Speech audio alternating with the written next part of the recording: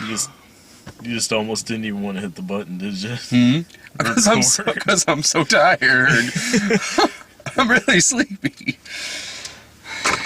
All right, we're out of Insidious Chapter 2. I like that you can't even call it Insidious 2. It's Insidious Chapter 2. Chapter 2. It's Insidious, the unnecessary fucking epilogue. Chapter 2. Hey, if the ending is any indication, it's Chapter 1. Alright, we're here at the same theater we saw the first one at. Yeah. I think the same auditorium too, maybe. The first one, if anyone doesn't remember our review of the first one, we dig the shit out of the first one. Yeah, that... I got nothing but positive things to say about the first one, really. Dude, you know what else is really good? The Conjuring, another James Wan movie that is probably still in theaters right now. Yeah, you should go see it. It's really scary. Go see The Conjuring. It's really good. So, alright.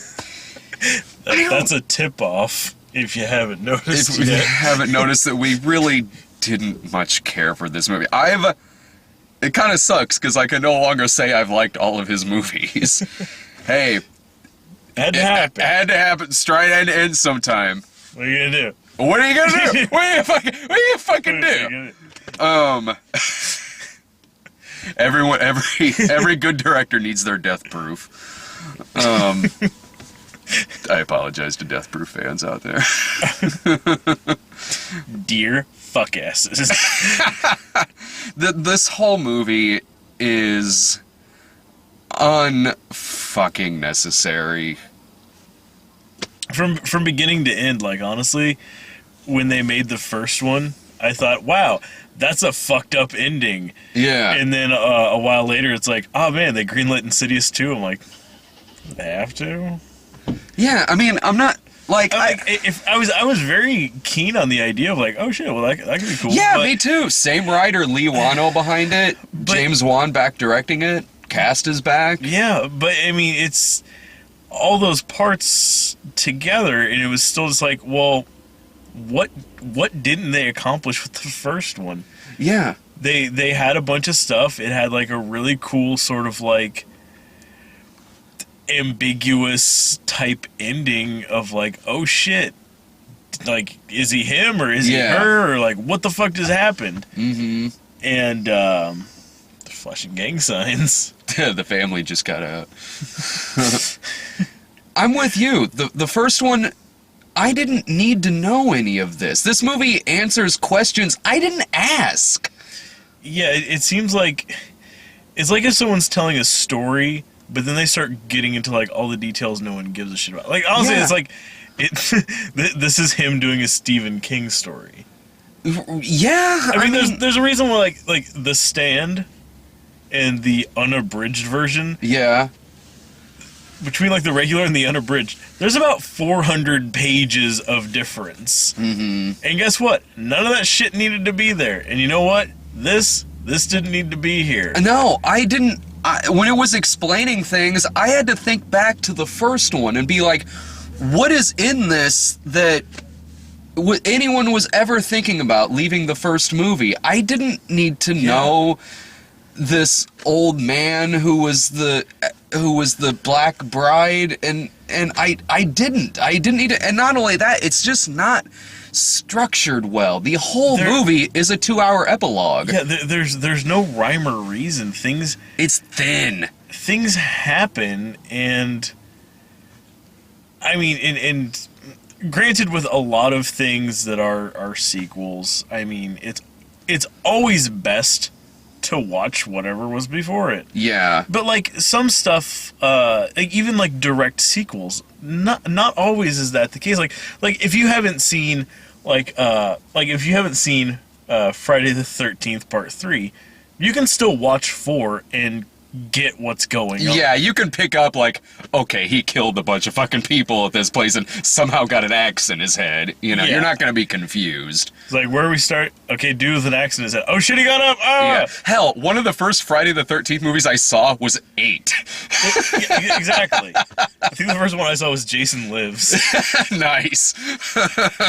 It'd be really confusing if the first one I saw was 5, though. It's like, this series sucks. I don't know what everyone's talking about. It's like it's sort of like how, like, okay, like, let's be honest, we didn't probably need Halloween 2, you know, and it answers the question that Laurie Strode and Michael Myers are related. We don't need to fucking know that. That was a stupid twist back then. It's a stupid twist now. But that was like the Empire Strikes Back ending. but Halloween 2 is still a good slasher movie. It's still a decent slasher film. Yeah. Well, and even, like another like direct sequel. I actually saw Hellraiser 2 before I ever got around to seeing Hellraiser 1. Mm-hmm. Oh wow. And I mean, it didn't like throw me off. Like, I still followed along okay. I mean, I realized there was things I didn't catch, but they did, like, you know, the little recap at the beginning, like just a quick, you know, Hellraiser in 5 seconds intro, and boom, okay, I get it. Crazy shit, little box, involves her, we're good. And this, like, it sort of even starts with, like, showing the end of the first movie. Yeah, I mean, he's right. It's a direct sequel. It picks up seconds after the first movie. And it doesn't really go anywhere. Like you said, like it not only does it answer questions that you didn't ask, but it asks those questions for you, and then just spoon feeds you the answers. And then repeats stuff that we already saw in the first movie. It repeats stuff that we just saw. Like, characters discover things, and then in the next scene, they're describing what they just saw to another person. They're describing things that we already know. Like, for instance, like, 40 minutes into this movie, when Barbara Hershey is like, Patrick Wilson, Josh, he didn't come back as himself. He brought someone else with him. Yeah, we fucking know this. We figured it out, and so did everyone else, but she's the first one who said it out loud. Halfway into the movie. It doesn't have any, like, it'd be one thing if this movie actually had structure. It doesn't. It doesn't at all. This whole movie could be condensed into a 10-minute extended ending of the first fucking movie. Yeah. Like, all it leads up to is just... Which, I guess I gotta give them this. I can't say in terms of the movie's climax, I can't say I ever thought I'd see The Shining crossed with Sleepaway Camp. No joke. Well, yeah, Sleepaway Camp. Sleepaway Camp crossed with, like, fucking Mommy Dearest. Yeah. It's insane. Like, when that happened, I'm like, oh. Okay, so he's not a girl. Okay. And then just, like, with the weird, over-exaggerated makeup and the way she was talking, there's nothing else you could possibly see except for fucking Sleepaway Camp. Yeah. I mean, it might as well have been, like, if... She's screaming to her, "What's your name? What's the name I've given you? What's your name?" I'm in the theater. Like, Angela. And this is intercut with Patrick Wilson as Jack Torrance.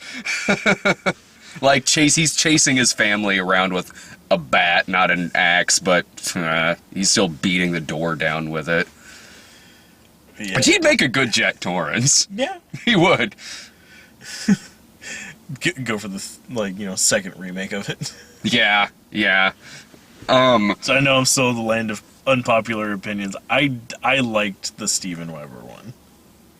I think the Steven Weber, I don't like. I don't like that kid. That kid ruins that fucking movie for me. But Steven Weber makes that movie worthwhile. I so don't like it as much. I don't like it in a fraction as much as I do the Kubrick one, but Steven Weber makes that movie worth watching. Oh, yeah. Steven Weber owns that fucking movie. But I mean, I can say a few decent things about it, though. I mean, it's better than your next. But this is obvious. The bar low already. This is obviously a bad movie made by a guy who is a talented filmmaker, and well, I mean, this whole movie. It feels just like an obligation, that's it. Like, you can't convince me anyone wanted to make this. You can't convince me anyone even thought about making this when the first movie was made. It's strictly an obligation. They did it because the first one makes money, and I assume they're probably under contract to deliver another one. That's exactly what this fucking movie feels like. Get the feeling that, like, probably as soon as like they wrapped on The Conjuring, they were like, and shit. Yeah. I mean, you can. Now we've got to do the one we didn't want to do. But I will say this: as much as this movie isn't very good, it would be worse if it would be much worse if it didn't have someone like James Wan behind it. Because it does have the tropes of his movies. It does. Like, you could honestly watch like a given 5 second of whenever something crazy's going on, and you can see his signature in a lot of it, like dolls, people with creepy makeup on, things like that. It really, you can tell it's a James Wan movie, although it doesn't. You also can see that it doesn't have nearly the ambition of something like The Conjuring, but without a solid script behind it, it doesn't flow together very well. But there were a few moments that I did think were kind of effective. The part where Rose Byrne, and this is again credit to him, because if it was someone lesser behind this movie, I wouldn't even be able to say this much. I mean, because it's still him as the director of this, even though it's not a very good movie. You don't get you don't get like a false jump scare every 10 seconds. You don't. He doesn't do that. He still is relatively atmospheric in a lot of the sequences. Like, for instance, one part I liked was when Rose Byrne is walking through the hall and she's on the phone, and you just randomly see that ghost sitting in the other room. Yeah. There's no stinger. It's just there. And if you see it, you saw it. If you didn't, yeah, and I liked that. I mean, he does that in a lot of his movies, and that's one thing I like about him as a director. Yeah, that's the thing that I liked in the first one. Yeah, and he does that here too, and I thought it was effective. And then she turns around and the ghost slaps her across the face. That part I liked. I liked the part where the kid had the can that was with the string leading into the closet, and then that woman jumped out and was screaming at him. I liked that part. I liked evil Patrick Wilson. He seemed like he was having fun. Yeah, yeah, you could tell he was having a good time being like, the bad guy. Yeah, of the movie. He was having fun, and the parts, I will say, the parts that are 90% of the stuff that's supposed to be scary just really isn't, because it just doesn't have a good enough script to back it up. It really doesn't. But well, a lot of it is just. It's really telegraphed. Oh, God, yeah, like the guy on the elevator with her, and then, like, Mr. What was his fucking name? Whatever his name was. Parker? Mr. Ghosts. Mr. Parker was on the elevator with me, but he's been dead for a week. Yeah. And inside the elevator was a bloody hook! Might as fucking well have been. But the parts, honestly though, the parts in the movie that, like the humorous parts of it, the stuff that was supposed to be funny, I kind of chuckled at. Like Lee Wannell and Beard Dude, like, you know what, I still kind of got a kick of their shtick this time. Yeah, they do make a really good team. Yeah. But it inappropriate times, it's just like when they're trying to fight evil Patrick Wilson, and they kind of scuffle, and Wannell gets like knocked out. He's like, yeah. Patrick Wilson just clocks him in the face. He drops. Other dude is trying to like tase him or something, and Yeah. they'd been trying to like inject him with like some kind of sedative. Yeah. So Patrick Wilson jabs him in the butt, and of course he falls right on top of Lee Wannell, like, Yeah. and then he's like kind of laying there, like he's like no, splat. It's like, When he bursts why through did at this the suddenly end, become slapstick? when he bursts through at the end, like he's Leslie Nielsen at the end of Airplane, bursting through like after everything's already been finished.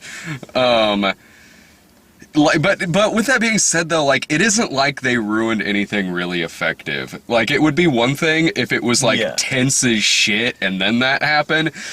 That would be kind of out of place, and it is. I mean, it is out of place, but they're interrupting stuff that wasn't effective with stuff that did make me chuckle. That stuff that did wake me up. Yeah. Well, and when they are doing something oddball, it's so bizarre that you want to kind of mention it, but at the same time, it's like, why? I mean, you know, it's so obvious that you can't even like at the very end of the movie, they go up. We'll probably touch on this in a minute more, but they go up to like some people's front door and knock on it and start talking to them about something. And Beard Guy is just standing there the whole scene, just eating a fucking Hot Pocket. Yeah. I don't know why the fuck he's carrying one around. But you know what? It didn't seem out of character for him. Yeah, that's the thing. It's like okay, he's having a fucking Hot Pocket. It's quesadilla time. I gotta laugh out of that when they send in a guy to sedate Patrick Wilson, and his code, because he's wired, their code for when shit goes down is to say it's quesadilla time, and they're arguing whether or not someone would actually use that in a sentence. It's like, oh, come on, it's lunchtime, it's quesadilla time. So, which made me laugh, because I'm trying to picture him bringing that up in that scene with Patrick Wilson, which honestly was a scene that I liked. It was a very tense scene. It was one of the few in the movie. That worked for me. That part worked for me. The very end of that scene, though, fucking lost me. Because the psychic lady dies at the end of the first one, there's like this retroactive backstory at the beginning of this one where it turns out like she had like a partner sort of back in the 80s whenever she was first helping Barbara Hershey and trying to help get him fixed. So he's like going around and like one of his big shticks throughout the movie is like he's got like these essentially it looks like he just like took all the dice out of Boggle and he's just going around with them. Mm-hmm. I mean, they're much fancier looking than just, you know... Boggle, if the pieces were made out of bone. Exactly. And he kind of uses those for, like, divining shit instead of... I mean, I guess it's more convenient than carrying around, like, a Ouija board. Yeah. But yeah, so he keeps, like, doing that, like, it's like, oh, well, where should we look for something? And he'll drop him, and he'll say, like, home. Be like, oh my god, we gotta go back. But yeah, so there's this tense standoff between him and Patrick Wilson, and he fucking drops those things. And it's like, oh no, what's he holding behind his back? Drops him, and it spells out knife. Which we can see, but then it just keeps, like, the music is swelling, and it's just getting bigger on screen until it's the entire screen is like, get it, it's a goddamn knife. Yeah. It's like, did they not think we read it in the first minute it was on screen? Yeah, I mean, stuff like that. That just, like, if it was just, like, you know, he drops him and, like, glance down, you see knife, and then, like, it's just Patrick Wilson, like, rushing him, I would have been better with that, but it lingered on it for so goddamn long. And then when it cuts back to Patrick Wilson, he's like, yeah, I have a knife. Yeah. It's like, okay. And just bum rushes him. There was a really good chance for that to be interesting, and then it's... Yeah. Yeah. It'd be like if in, you know, like, which one of the Dirty Harry movies was it? Like, it's like, you know, like, did he fire 5 rounds or 6? You know, like, Oh, you the know, first one. and then he like was like, okay, it was only 5. Just so you know, I do have a bullet. I was actually expecting it to be a gun. Like, it was going to say gun, and Patrick Wilson just shoots him. That's honestly how I thought that was going to end. That would have been abrupt. I like Patrick Wilson going around with a bat to chase the ghosts. Honestly, if you think about it, this movie does work as a comedy. True. Yeah. At a point before we know what's going on, like, they keep hearing like all kinds of stuff down in this one room of the house, and it's like he's trying to tell his wife, like, no, it's nothing. We just have to ignore it. That's how ghosts go away. Yeah. Just ignore them. Like, when has that ever worked? But he's like, I will look into this. I'll take care of it. And then he's like, picks up like a bat and just walks out. Like, Patrick, it's like, teach you to play the damn piano. Fucking piano. There, now it's broke. What the fuck you gonna play now? again, I like Fixed. Patrick Stewart in this movie. Like, I do. love Patrick Stewart in this. Or not Patrick Stewart. I love Patrick Swayze in this movie. Patrick Dempsey was so dreamy. Oh in man, this. David Patrick Kelly was tense in this. No, Patrick. I do love Patrick Wilson in this movie. I'm glad he's in it. I'm glad he's in it because yeah, stuff like that and like him pulling teeth out and shit and him all haggard by the end of the movie. I mean, he was entertaining. I just like that expression he made too. Like, apparently, since like the spirit that's in him is of like a dead soul, Yeah. it's like killing his body. Yeah. It's like, I don't know. It really reminded me of that scene from like Fight Club. Like, just how blasé it was. Like, he's like, Yeah. Dude just finds it on the floor later. Just like, Oh, I drops dropped my it. glasses. Oh, sneak the tooth into my pocket. Ooh, The movie is so goddamn thin. The movie is all, up until the reveal at the end, it's seriously all padding. It's Patrick Wilson being creepy, mixed in with Barbara Hershey and her group going through an abandoned hospital looking for shit. It's like 2 separate things going on at the same goddamn time, and it's all fucking padding. It's not scary. There's only a few scenes in the movie that are tense, and that's just because, and that's largely because James Wan's a solid director, and not really because of the script. Well, and at times it's so, like, they had so much ground that they wanted to cover, or they felt they had to cover, because of every unasked question, that at times, like, it felt like different movies, almost. Like, I have more questions. like, they took off, like, Barbara Hershey and, like, the Ghost Squad, like, took off, Yeah. and they were doing their own thing, and it occasionally cut back to, like, his wife in the house. Like, why does she keep being left alone in places? Oh, she's got the baby with her. She's fine. She's really not good at this. But, like, it cut back to that, and like, him, like, deteriorating and getting, like, more and more, like, crazy, like, and just openly, like, obvious with stuff happening. Like, it felt like if you were watching, like, The Exorcist, but then it kept cutting to, like, Exorcist 3.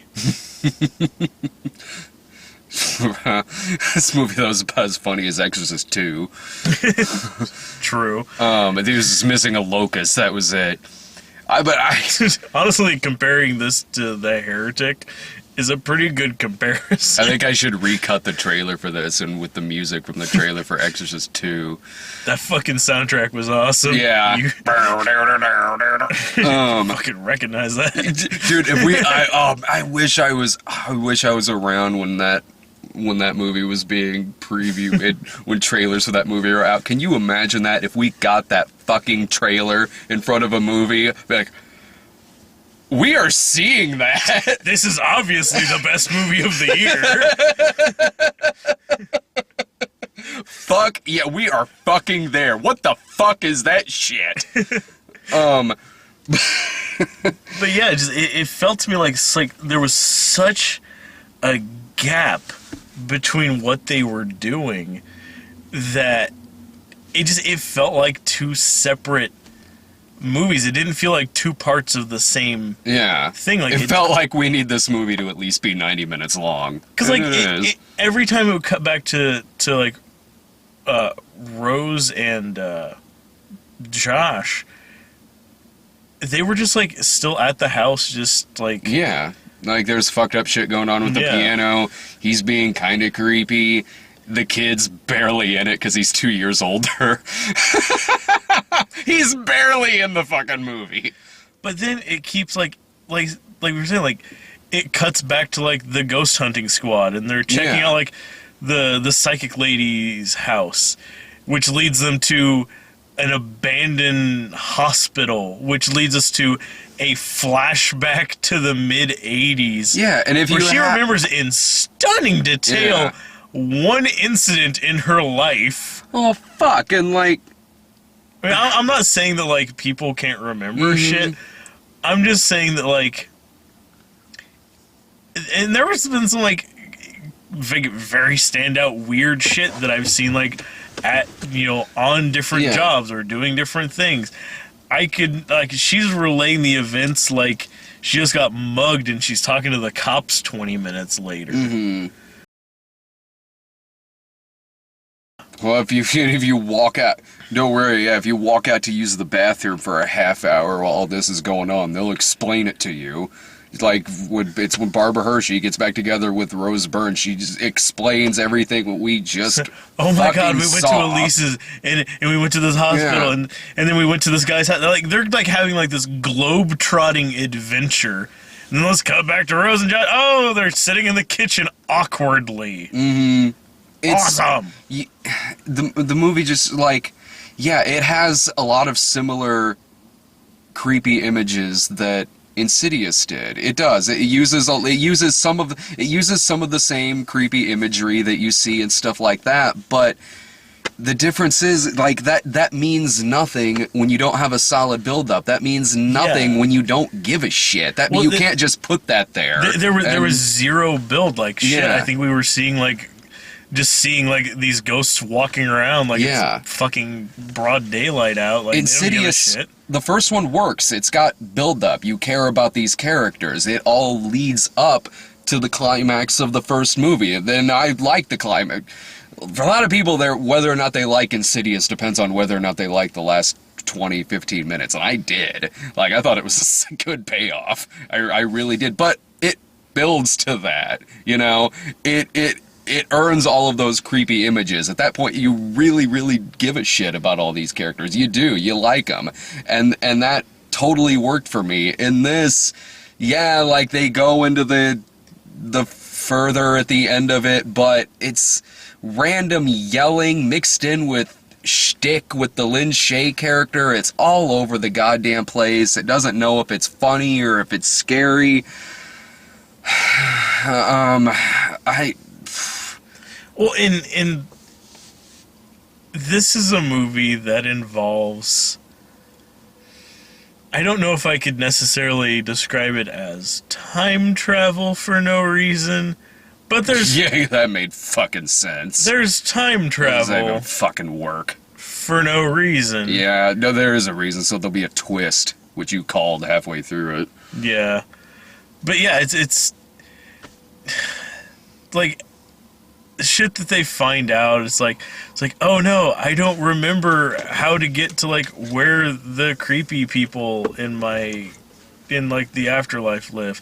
It's like, oh, but me in 1986 remembers. Good thing we're in the spirit world where just shit can happen. And he just goes and like talks to himself as a kid. Yeah, but it ties in with this like the retroactive bit that they put at the beginning from the 80s, to which Lin Shaye's voice dubbed over the younger actors, which was fucking distracting. Yeah, I'm glad I wasn't the only one distracted by that. Yeah, when it shows it in the 80s, they have a different actress playing her because, I mean, she looks old, but it's still her voice. It's like the whole time I was sitting there like, why does she sound like she's in her mid-60s? Yeah. This is really... They could have just put... They could have just put some fucking makeup on her. Like, even at that time, she'd probably still be in her late 40s. Like, just put some fucking makeup on her or something. Or just, I don't know, have someone practice for a good half hour at sounding like her. Yeah, they didn't have... At least I don't... Maybe I'm wrong, but I'm pretty sure that wasn't Barbara Hershey's voice dubbed over the girl from House of the Devil? Yeah, was she in that? Yeah, she was the babysitter. Oh, okay. Oh, House of the Devil. I'm sorry, I heard House of the Dead. Sorry. Oh. Like, I don't remember who was fucking in that except Clint Howard. Just Clint Howard, man.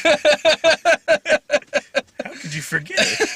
But I don't think I have anything else other than like... Well, I just hated with that part with the time travel and how obvious they were with everything else. Just the fact that like some crazy shit happens, but then whenever they're going back through that memory a second time, with them being there in like the spirit world, she literally like stops and looks around like back at herself like freaking out in the 80s. Is like, oh, so that's what I mean. Like, it's like she had to stop the movie. Like, now do you guys see what we just did? That's me. The thing we saw. Like the door. That was us. We were opening. Oh my god. Exactly. It's like we got you. That was so. Like, pointless. why? That was so unnecessary fucking exposition, and that's another thing. And Lin Shaye was doing stuff like that all throughout the climax of this movie. Like something would be like, it would seem like it's supposed to be kind of suspenseful, and then she would do something like that. Like the shtick with the two guys, I didn't mind. That stuff I thought was just fine. But that stuff kind of had its place, and this one, to an extent. Yeah. But this really didn't, because her shtick was mostly just needless fucking exposition. And it's like I said, if anything, I have more questions now. Like, where was the dancing kid? Where's Tiptoe Through the Tulips? Where's the goat man? Again, these are questions I don't need answered. Fucking shit. In fact, I'm pretty sure the first one wrapped all that up. We don't need this fucking movie. And in case that wasn't enough, since it actually ends on a happy note for Patrick Wilson and his family, there's like the last 3 minutes of the movie suddenly introduces to a new family who's having problems with a doll. Or not problems with the doll, but she's still holding on to... There's a little girl with a doll that is like a 1-to-1 scale of herself, which is fucking weird. Where does everyone keep finding... Like, where do people go to get these gigantic mannequins and I'm just gonna pretend it's a doll? From Patrick Wilson's fucking yard sale from The Conjuring. Yeah, out of nowhere, it's explaining to us, it's like Patrick Wilson is, sitting down, everybody's back together, is happy, and, they're like, okay, we're gonna make sure this shit doesn't happen again, so we're gonna, do whatever we do, a make you forget how to, hypnotize them to forget, how to astral project or whatever, so that doesn't happen anymore to them. And then it, fades to white and then kind of comes down on this house somewhere, and the two investigators spin off kind of pull up to this house and walk up to the door. It's like, oh yeah, we're here to talk to you, we got a message for your daughter. And this dad is like, that's not fucking funny, man. I'm like, okay, well, what are we doing? And then this little girl walks up and is like, who's the lady behind you guys? And they're like, what? We don't know. Then it's the psychic lady who's traveling with them as their guardian angel. She's got nothing better to do. Well, seriously, she Keeps his hot pocket warm for him. She mentions, like, she literally mentions the, like, yeah, I died, and I went to heaven, but you guys seemed like you needed help, so I just came back. I like how confused they are. Like, who's the lady behind you? And they're, huh? Like, really, guys? Stop and think about it for a few seconds. Who do you fucking think is standing there with you? It's like, they're kind of talking at the door for a second, that kind of, like, fades into just background noises. Like, she walks in the house, and, there's a girl sitting there in a wheelchair, and like you can kind of hear them talking like, oh yeah, your daughter had an accident, but they revived her at the hospital, but she's not the one who came back. And the girl's just completely non-responsive, and you just hear like this weird noise coming from behind her somewhere. Mm-hmm. And like Lin Shaye kind of like stands up, I was like, oh god. Brr, Insidious. Same title card from the first one. Brr! In the first one, that was effective. In this one, oh good, it's over. It's like, the giant title with blaring noise. What, and like... But I will say, the music was still very effective. Like, I very much enjoyed the music in this. Just like I did the first one, but it's just... First one's got a better script. Yeah.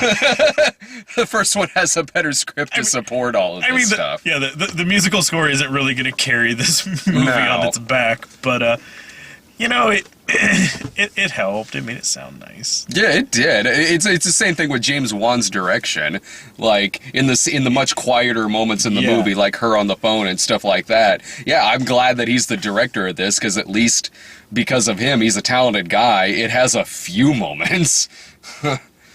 Not enough. Oh, God, no. And in no particular order. That's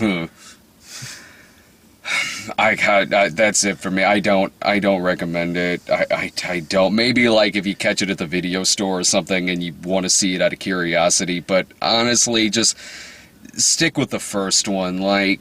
This is unfucking necessary. Like, these are questions you don't fucking need to see answered. It's questions you probably didn't fucking ask. You know, just let the first one be. But if you're curious enough, like, rent it for a couple of bucks. Like, there'll be a couple of scenes you'll probably like, but I'm good. What about you? You got any final thoughts on it? I think most of the business this one's really gonna do, even if it gets like not good word of mouth from anybody, it's still gonna do obnoxiously well, probably, because tomorrow or today when you're watching this, it's Friday the 13th. Man, I gotta watch a scary movie. Insidious 2 just came out. And the first one's a well-liked movie. Yeah. It is. And it's deservedly so. I like the first one. But honestly, like we mentioned, there's a fair chance that at your local theater, The Conjuring is still out. If you haven't seen it, watch that one instead. I mean, I'm not trying to, like... I know, like, a lot of times at the ends of these, like, movies I don't like, I was like, just go see something else. God! Yeah. But no, seriously, like... If you want to see, you know, like James Wan and Patrick Wilson do a really fucking good ghost story, watch that one. That's the one you wanted. This is like fucking like Bruno territory. He made 2 ghost movies with the same cast. One of them wasn't as good. One of them is Caligula reincarnated as Nero. The other is Caligula and Messalina. We just got done watching Caligula and Messalina. But, yeah, so it's... Sarah and Dave are stealing my car, I think. Imagine this if it was the Women's Camp 119 of the... Jesus. This would be fucking disturbing as shit. How the hell did this get a PG-13? But yeah, I mean, if Conjuring is out in your area still and you haven't seen it, definitely go watch that. Yeah. I mean, this one, it's a rental. I mean, it's nothing more than that. If this was like the mid late 90s, this would have been like direct to video. Yeah. Yeah, and yeah, it would have been starring someone else as, like, Patrick Wilson's character. It would have been a completely different. It would have been an in name only sequel, and that would only be if like the first one didn't make enough money for them to do a sequel. Insidious 2: Ghosts of Georgia. God, I've seen that piece of shit.